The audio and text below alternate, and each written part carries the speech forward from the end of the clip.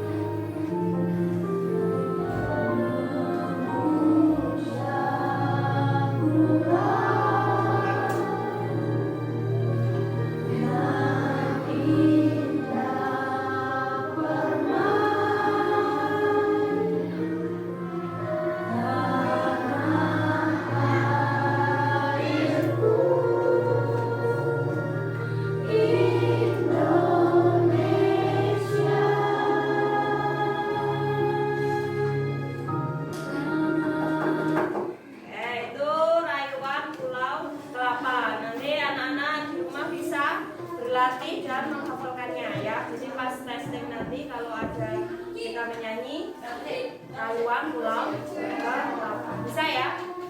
Oke, coba Bu Guru mau cek fokus ya. Oke, silahkan berdiri semuanya. Ya. Bu Guru mau cek. Coba fokus.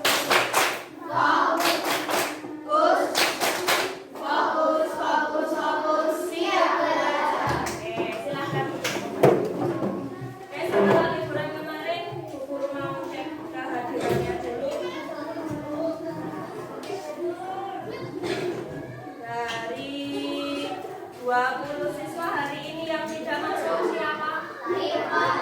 Revanu. Kenapa Revanu?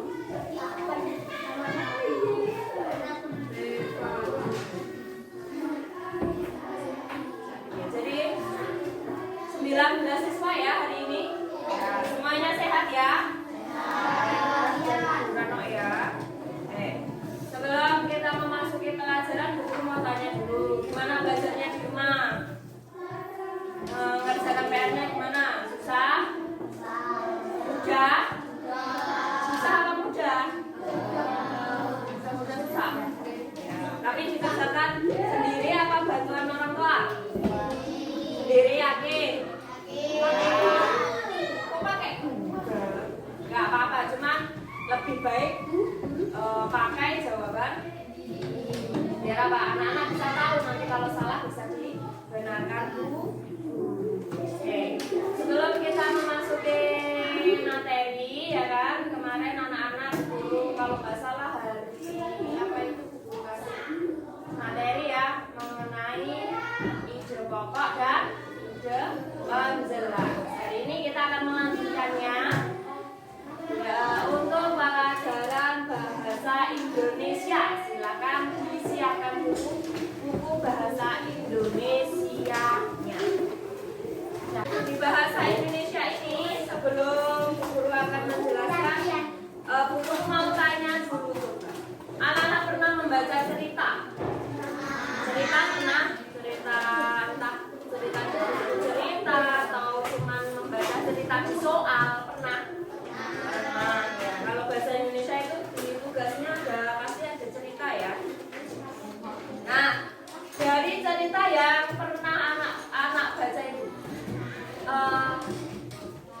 anak-anak tahu nggak inti dari cerita itu dengan cara apa anak-anak mau tahu? Jadi membaca cerita. Jadi anak-anak tahu bahwa sebuah cerita itu pasti punya, iya, ada namanya apa tadi? Ide pokok dan ide penjelas. Nah, ini seperti yang akan kita pelajari hari ini, yaitu mengenai menentukan ide pokok dan ide penjelas. Sebelumnya kita tahu apa itu ide pokok? Ide pokok di sini nanti kita akan belajar tujuan pembelajarannya, yaitu adalah menentukan. Jadi siswa itu bisa menentukan mana ide pokok, mana ide penjelas. Ya, di sini Bu Guru sudah tampilkan. Nah, ini dia ide pokok. Iya kan enggak? Ya kan ya. Ide pokok adalah hal utama yang ingin disampaikan. Ingin disampaikan siapa sih? Penulis, ya kan? Jadi hal utama yang ingin disampaikan penulis. Karena itu ide pokok juga disebut gagasan utama atau juga pikiran utama. Jadi nanti kalau di soal apa ide pokok paragraf tersebut, nah ditanya lagi apa gagasan utama, kira-kira sama enggak nanti? Nah iya, jadi ide pokok itu ya podo karo gagasan utama, ya podo yang sama juga dengan pikiran utama. Sama dengan ide utama enggak ya kira-kira? Sama tidak? Sama? Sama enggak Nan? Sama ya, jadi sama ya. Walaupun namanya berbeda tapi intinya sama, yaitu hal utama yang ingin disampaikan penulis mengenai cerita, bisa berita, juga bisa. Pernah baca berita? Pernah dengar berita? Lihat berita di TV? Jangan nonton kartun terus ya, lihat berita juga penting. Nah, ide pokok ini suatu paragraf biasanya dapat kita baca di dalam salah satu kalimat di paragraf tersebut. Nah, berarti ide pokok itu semua apa cuma salah satu? Ide pokok salah satu kalimat. Lah ini loh. Jadi tidak semua. Jadi ide pokok itu hanya salah satu kalimat di paragraf. Ya, jadi nggak semua. Sementara ide pokok suatu teks utuh biasanya tidak tertulis begitu saja. Karena itu, untuk memahami ide pokok teks itu kita harus membaca semua paragraf. Jadi nek membaca di testing itu ya, kan ada pasti kalau bahasa Indonesia ada bacaan. Nah, membaca itu jangan cuma membaca saja, tapi juga dipahami. Oh, nanti ide pokoknya ini ketemu inti kalimatnya, inti paragrafnya, inti paragraf. Semisal nanti ada inti paragrafnya adalah apa namanya, kerusakan lingkungan.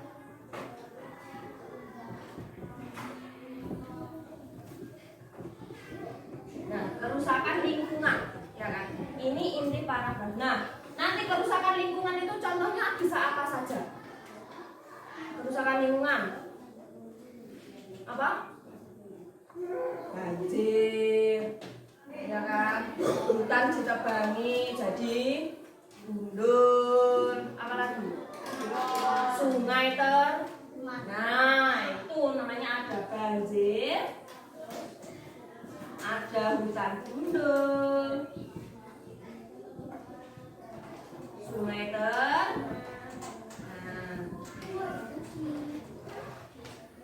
polusi.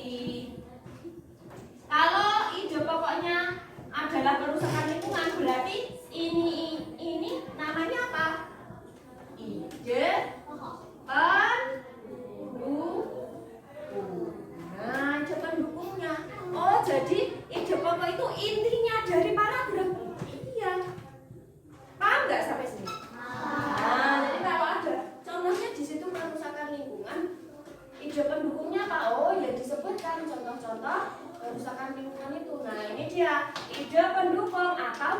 gagasan pendukung. Jadi nanti sama ya.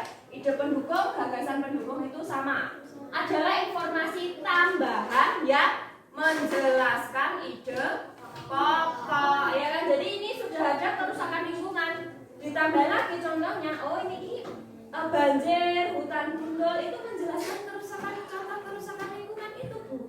Oke. Paham nggak? Oke. Karena itu ide pendukung sering pula disebut sebagai ide penjelas.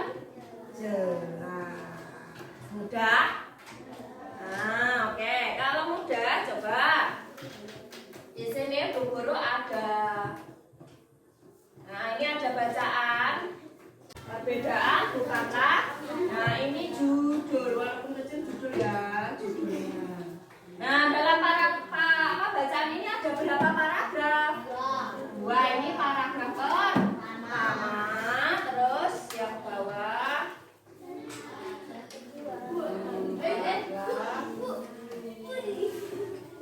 Ini paragraf, oh iya, paragraf kedua bawah ya. Kita ke paragraf pertama dulu. Siapa yang berani membaca? Coba. Ya, siapa yang berani membaca? Putri, yo. Ya, baca, ayo. Yang keras. Perbedaan bukanlah penghalang. Ya. Tidak seperti biasa, hari Minggu ini sekolah terlihat ramai. Hari itu, semua siswa diminta datang ke sekolah untuk menghias kelas masing-masing. Hari Senin akan diadakan lomba penyambutan Hari Kemerdekaan. Bapak Kepala Sekolah berpesan, setiap kelas harus terlihat unik dan menghiasi anak-anak. Udin dan teman-teman sekelasnya juga datang ke sekolah. Bagian tugas membuat hiasan telah dilakukan Udin dan teman-temannya di hari Jumat yang lalu. Menghias kelas merupakan tanggung jawab bersama. Oke, kira-kira sebentar untuk yang paragraf 2. Siapa yang berani membaca nih paragraf 2? Paragraf 2. Yo, yang laki-laki dulu. Kevin, dibaca. Ini dibaca. Yo. Kelihatan enggak? Enggak kelihatan. Pinjam ya, pinjam.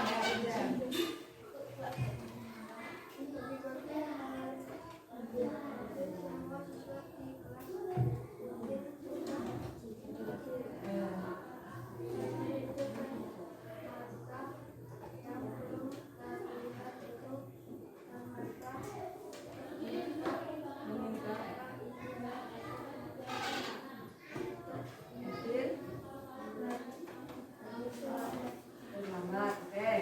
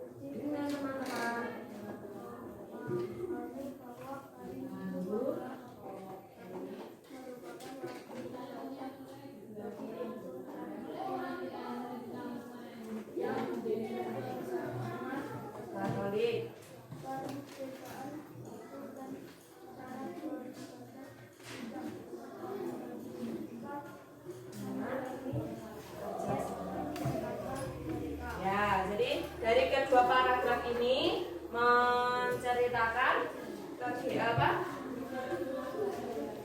kegiatan anak-anak untuk apa? Menghias kelas. Dari paragraf pertama dulu ya, coba kita lihat. Paragraf pertama. Silakan anak-anak diskusikan dengan teman sebangku. Kira-kira kan kamu sudah mengerjakannya? Dicocok nih. diskusikan berdua dengan tenang. Paragraf pertama itu ide pokoknya apa? Terus ide pendukungnya juga. Oke, paragraf pertama dan paragraf kedua. Silakan dicari ide pokok dan ide pendukung. Dicari berkelompok, diskusi dengan teman sebangkunya. Nonton nih, orang. Nah, yo, sama-sama, sama enggak? Cari ide pokok dan ide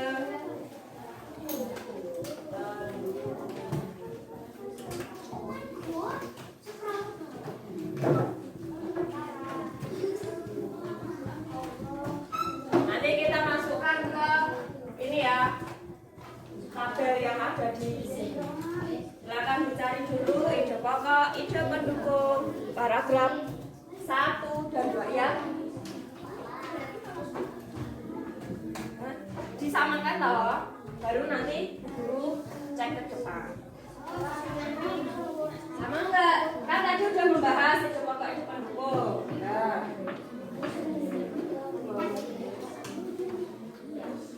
Yo, coba dicari. Kecil enggak? Kecil kali ya. Yang guru besarkan yang ini aja ya, biar kelihatan ya. Nah, di sini paragraf pertama kamu disuruh untuk mencari mana ide pokok dan mana ide pendukung. Tahu kan paragraf pertama itu? Ini siapa yang bisa mengisi di sini ide pokok paragraf pertama? Siapa coba? Citra, ayo. Ide pokok paragraf pertama.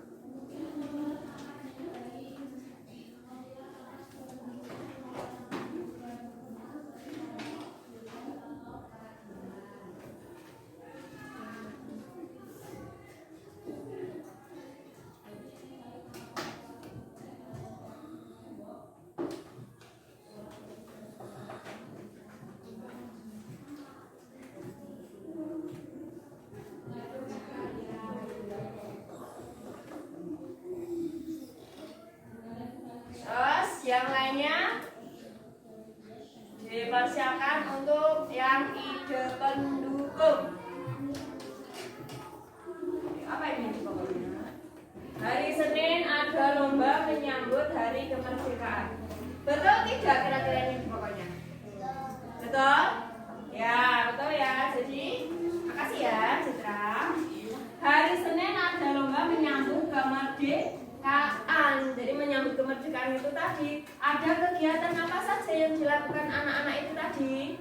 Nah ini hari Minggu di sekolah terlihat ramai. Berarti ini sebagai apa?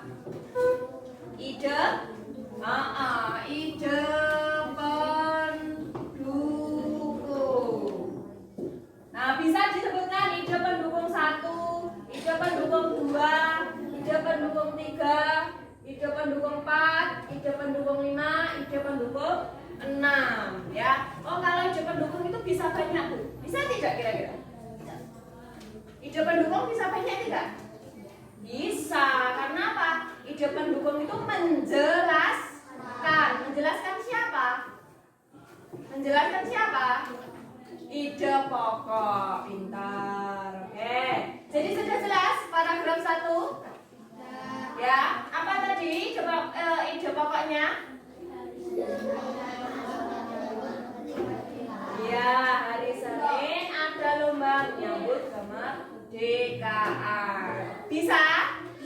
Bisa. Oke, kalau sudah kita ke paragraf kedua. Paragraf kedua. Ya. Siapa yang bisa menuliskan ide pokoknya? Paragraf kedua.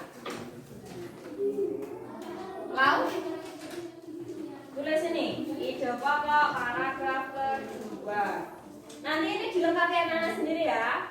Ide pendukungnya silakan ditulis di bukunya Mas. Apa itu Mas? Nih. Ide pokok paragraf kedua.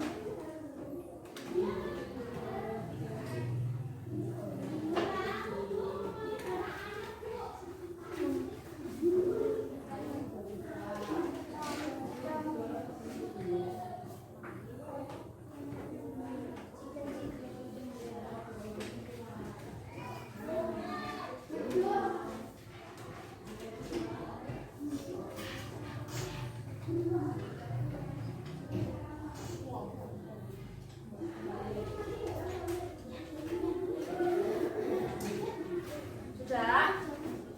Terima kasih. Siapa namanya ini? Laura. Ya Allah, habis liburan dulu. Oke, yang kedua. Paragraf kedua. Ide pokoknya perbedaan tidak menghalangi niat untuk bekerja sama. Ini ya berarti ya Laura ya? Ide pokok. Betul tidak? Oke, betul. Ini ide pokoknya dari perbedaan tidak menghalangi niat untuk bekerja sama. Jadi ide pendukungnya yang pertama mana? Tadi ada Edo dan Marta. Izzy apa ini? 1, 2, 3, 4, 5, 6. Kalau kamu bingung Bu, ini yang ide pendukung 5 yang mana? Coba dibuka di teksnya, dilihat. Ya nih. Nah, di sini kan ada. Nah, kamu setelah membaca seperti ini ya, setelah membaca dan sudah menentukan ide pokok. Nah, ini ya, sudah menentukan ide pokok yang di sini. Yang ini, pura. Nah, ini kan ide pokoknya. Kalau sudah kamu menentukan, oh ini ide pokok, berarti selain ini adalah ide pendukung. Bisa kamu urutkan dari kalimat pertama. Nah, kalimat pertama itu paling awal sampai titik. Ini kalimat pertama. Terus ini ide pokok pendukung 2. Ini 1, ini 2. Ini sampai titik 3. Ini 4, 5.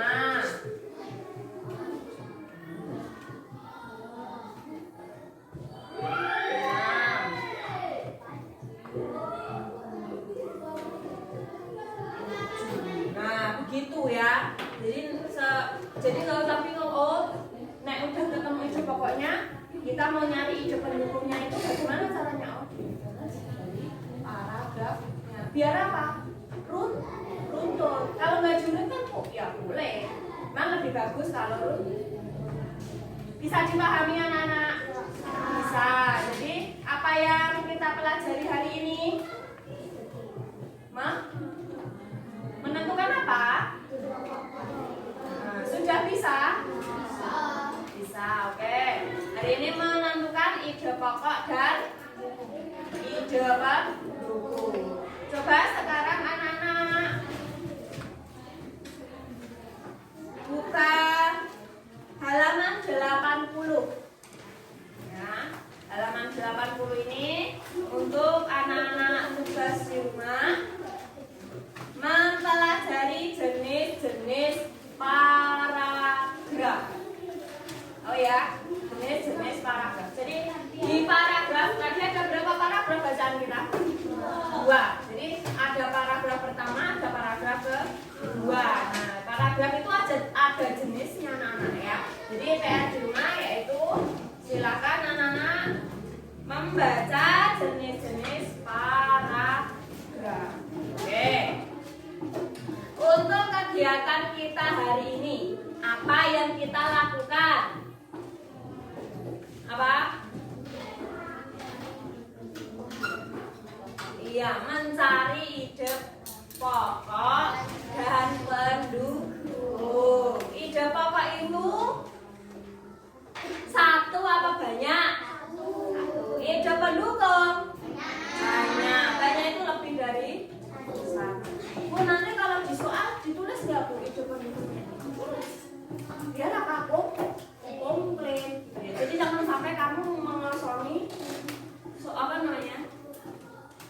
lembar jawabnya.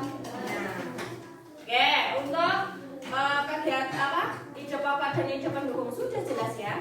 Sudah. Untuk tugasnya juga sudah jelas. Apa tadi tugasnya? Membaca jenis-jenis. Siap? Coba kalau siap Bu Guru cek dulu tepuk semangat.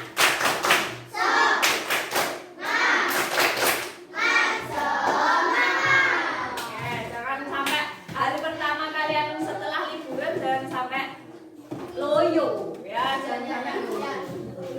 Oke, untuk belajar apa? Belajar